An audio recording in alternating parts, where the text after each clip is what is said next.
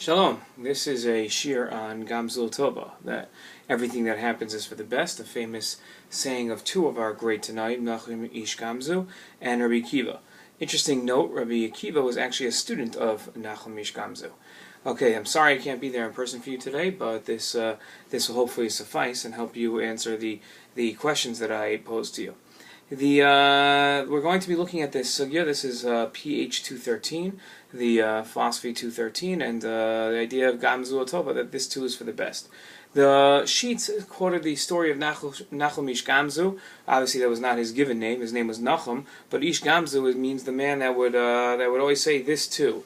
And he would go throughout life. He had a torturous life. He would go throughout life saying that this too is for the best. The Gamzu Latova, that this too is for the best. And even though he was plagued by disease his whole life, he ended up a stump of a man at the end of his life. He would always attribute that there's a reason for everything, and that this too, no matter what torturous thing he was going through, this too was for the best. And the questions that we have on this are numerous. We're gonna go a little out of the way here. We're gonna go out of order of the questions. But the first question I have is, he says that this too is for the best. Well, even if that's true, that this too is for the best, we have to assume a couple of things. We have to assume, and I'm sure you read the stories, I hope you have. If you haven't, then pause the video and read the stories, because you're not going to understand what we're talking about without them.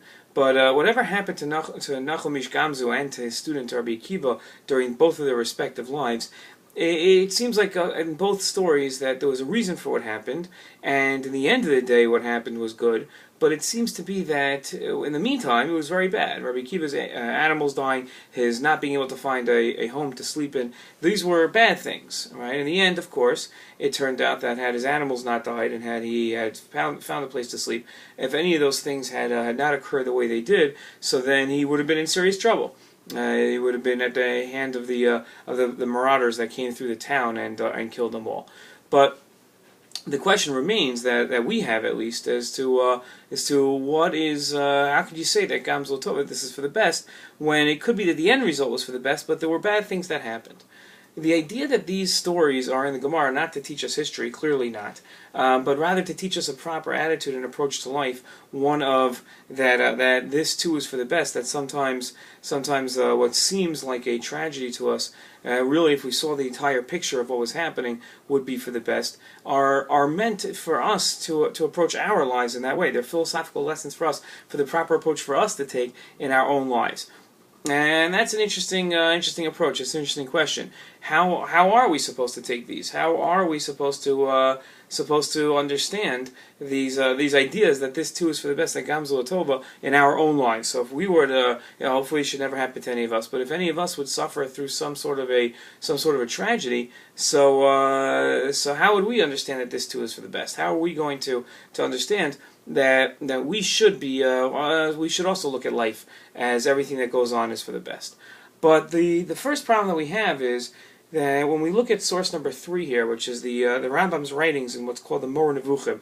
The Moreh Nevuchim is translated in English as the Guide for the Perplexed. The Rambam never imagined, in the beginning of his life, the Rambam had a list of books he wanted to write that he felt would be helpful for Jews for forever. And this never was a book that he planned on writing. This was in response to his top student who had moved out to Babylonia from Egypt, and the Rambam was writing a letter in response to him in terms of things that the student was perplexed about. This book is not meant for the layman. This book is not meant for somebody who is just starting out to study the philosophical ideas of Judaism. That's the Rambam lists out in his guide to the Mishnayos, in his commentary to the Mishnayos, the Rambam's parish to the Mishnah. The Rambam there has the philosophical tenets that we need to know, and later on he wrote his Mishnah Torah, his book of Halacha, which we frequently study. There he also quotes the philosophical concepts that we need to understand. But here, this is a section of the Moreh Nevuchim, and it's a little complicated. I'm not sure how many people, if they would just read it once, especially on a superficial level, would understand what the Rambam is saying. But what he is saying is a little different than what we're used to hearing. when we study philosophy, so there's a certain philosophy that's taken hold in the world. And this philosophical path has been popular the last 200 to 300 years, and it's a comforting path. It's different than what our Rishonim, all of our Rishonim, felt really before and even the beginning of our Achronim between the years of 1500 and 1700. It's only we see a switch in this attitude in the beginning of the 1700s, and it's not for now as to why that switch occurred.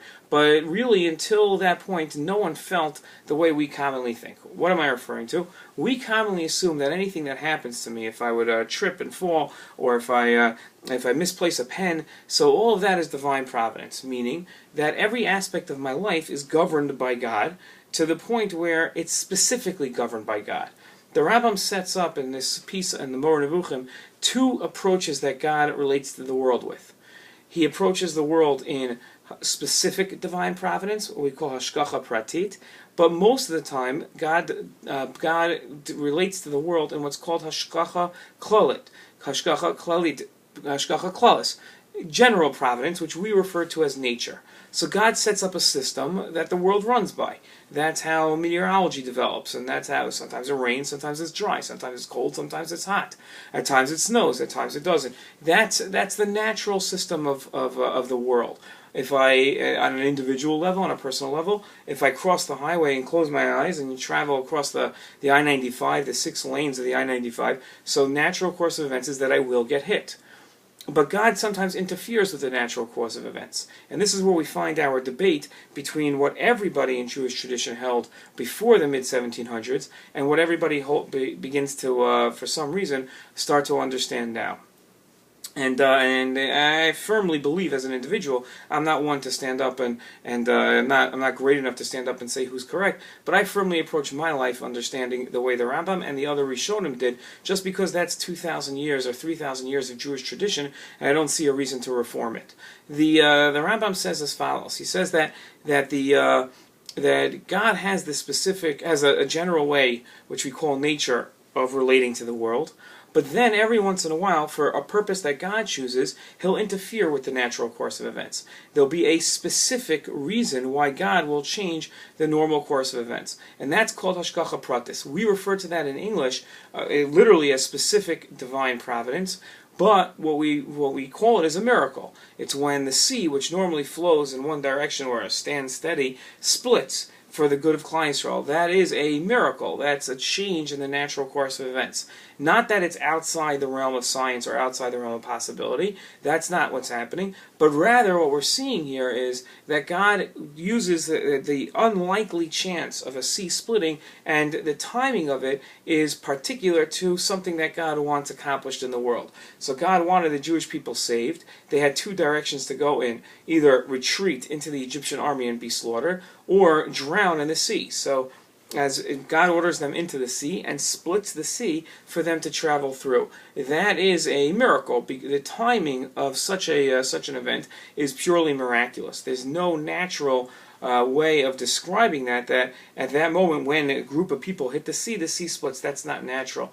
That's an interference. So, just to sum up, the Rambam posits that God relates to the world in a specific way and in a general way. For most people, so it's very important to understand, for most people they are related to by God in a general way, meaning most people are subject to the laws of nature. Miracles don't occur to them on a general way. If you don't study for a test, you'll fail. Right? For somebody who miracles do occur to, in that case, what happens? In that case, then they do pass the test because God has interfered with the natural course of events to allow a miracle to occur. How does one merit for God to change the natural course of events for them? How does that occur? And here's where it gets interesting. What happens is that God will, listen to this, if you merit it, in other words, if your level of perfection is high enough, if you're a good enough person, if you dedicate your efforts and energies to the right causes, to ensuring that you are perfect, that your fellow man is helped, that intellectually you're perfected by constant study, then what God does is, and here's the Hebrew phrase, in the way that a person wants to go, God will lead them. So if a person wants to be better, God will help in the natural course of events by interfering in the natural course of events to ensure that they do better. The greater the person, the higher their level of righteousness and the level of their perfection, the better the person will end up, and because the more God will interfere in the natural course of events. So if somebody is a true tzaddik, the Rambam gives this example in his introduction to his commentary to the Mishnah. If somebody is a pure, true tzaddik, and he gives the example of a very wealthy man who builds an entire castle in the middle of the desert to show off how he can irrigate, how he can allow water in the middle of the desert and have fresh water. And everybody looks at this and says, what did this man merit that he has such great wealth and such great power that he could do things like this? And the Rambam says that no, it's not like that. In his parable, the Rambam is constructing a tzaddik walks by and takes one sip of water from that fountain. The entire other man's wealth was designed just for this tzaddik. The entire natural course of events was just so the tzaddik who happened to be walking by the desert at that time could get a fresh cup of water. That's the level of that's one of the levels, at least an example, where the natural course of events is changed and disturbed for the tzaddik. Now, if the natural course of events can be changed for a tzaddik, so now we have to ask ourselves, that seems to be what occurred to Nachum Ish Gamzu and to Rebbe Akiva. It seems to be that they're saying that naturally, let's take Rebbe Akiva's example. In Rebbe Akiva's example, naturally what should have happened? Rebbe Akiva, natural course of events, should have had a pretty bad day. If he didn't find a place to sleep, then he'd be stuck out in the woods. Excuse me. Okay, he would be stuck out in the woods, right? If he didn't have a place to sleep, and that would be a bad thing. And Rebbe Akiva takes it that he's under the natural course of events, so this was pretty bad. And he goes out into the forest, and what happens? His donkey is eaten, his rooster is eaten, his candle goes out, and so on and so forth. And bad things are happening to him. So it makes it look like, okay, so a natural person would say this is bad. But Rebbe Akiva says this too is for the best. And in the morning he's justified because it turns out that the robbers came in and killed everybody in the town. And Rebbe Akiva was saved from it because he was not in the town, and his animals and candle didn't alert the robbers to his location. So it seems to be Rebbe Akiva's message to us is that although something is bad, God is interfering. Now, if Rebbe Akiva's message to us is that God is interfering, well, then that contradicts the Rambam's principle, and we have a question on the Rambam. Because Rebbe Akiva should have told us that this happened to me because I was a tzaddik, and I doubt he would say such a thing, but to you, this might not occur, because you might not be on the level where you would be merit to have God protect you, and push off the animals and so on, and push off the animals to be eaten and no one to let you live, right? Because that's not going to. We can't assume that that's going to occur to us. That shouldn't, in a natural course of events, something like that should not occur to a normal person, because according to a normal person, this would all be bad. So my question is, if Divine Providence doesn't affect a normal person, the average person, so how could Rebbe Akiva, expect? How could he expect that good things would happen? That good things should happen to everybody? Because for the average person, this would be bad. So we have three questions. Okay, let's sum up our three questions. Number one, it seems that Rebbe Akiva's and Nachum Ish Gamzu's lesson is inconsistent with the Rambam, because it seems to be that they're saying that everybody can assume that God is interfering with their normal lives, and the Rambam says that no one should assume that, because for the average person it's not true. Our second question is, according to the Rambam, then, how do we understand these Gemaras? Because if they're inconsistent, the Rambam can't argue with the Gemara. The Rambam has to go along with the Gemara. So how do we understand that? And the last thing is, it seems to be, and this is how we started, it seems to be that Rebbe Akiva and Nachum Ish Gamzu, at the end of the day, bad things did happen to them. So how do they say that it was all for the best? Yes, in a total calculation it was all for the best, but Rebbe Akiva's out his animals, he's out a lot of money. So how do we understand it? Okay, so let's go step by step. I'd like to redefine for us, and I think this is Rebbe Akiva when he says, "Kol da'avid Rahman alatava avid," everything that God does is for the best. And Nachum Ish Gamzu, his Rebbe, who says that that this too is for the best. Well, their message is a little different than what we naturally assume. Their message is not that you can assume that if you missed the bus on the way to a job interview, it was better because you wouldn't have done well in the job.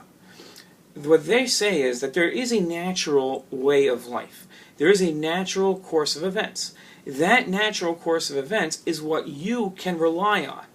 I don't have to strap myself in when I go to sleep at night. I can assume that gravity will be there in the morning. I don't have to, I know when it's cold out I should put on a coat. I don't have to assume that one day I get sick when I do have a coat on, the next day when I don't. I know. If I don't have a coat on, I will get sick when it's cold out. So these are things that I can rely on. These are things that I know exist. Says Rebbe Akiva, when you have a natural course that you can rely on, when you have when you know, so when something bad happens to you, in your mind you can introspect and say, I wonder why that bad thing happened to me. If it's in the case, let's assume, of missing the bus, so you stand and you watch as the bus pulls away and you miss your job interview and this job that you had for a dream, so you could take the attitude of, that was God did it for me, but that's a little arrogant because you're assuming that God changed the natural course of events for you. Rather, what Rebbe Akiva is saying is introspect. Why did you miss the bus? Are you a person that's late by nature? Are you generally tardy? Are you generally somebody that doesn't take responsibility for your actions? Well, here's a lesson in life for you. The Gamzu Latova isn't about that specific thing. It was bad that you missed the bus. It was bad that Rebbe Akiva's animals died. But what the lesson is, though, is that now they can look back at their lives and say, okay, how can I correct that mistake? It's not that God was constructing everything and playing the puppeteer behind the scenes. That's not what the lesson is. And the lesson isn't that we can rely on God, because our rabbis tell us don't rely on miracles, meaning don't rely on hashgacha pratis, don't rely on the fact that God is going to change the natural course of events for you. Rather, what should we do? We should rely on the fact that there is a natural course to the world, and that we have to follow. Right? So there's no contradiction between, and there's no consistency between Rebbe Akiva and Nachum Ish Gamzu's message and the Rambam's. When you say that it's all for the best, when you say that everything that God does is for the best, what we mean is that now you can learn how to better yourself. That's what the best is. That's what the message is here. Okay, so yes, it's true that it seems to be what their message is, and the simpleton's approach to Gamzu Latova is that God is constructing everything behind the scenes and he's the puppeteer. That's not the message at all, because that contradicts everything that we've been taught by our Rishonim. Rather, the idea is that because there's a natural order of events, you can rely on it and you can grow from it by introspecting. That's the definition of Gamzu Latova. That's the idea. So yes, it's true that Rebbe Akiva's animals died, and yes, it's true that that was bad for him, but it taught him a lesson of, in the future, how to act better. That's the idea. I hope that was clear. If it wasn't, you can watch the video again and try to understand. And I'm sorry again I wasn't there in person, and I look forward to hearing how you took this shiur. All the best.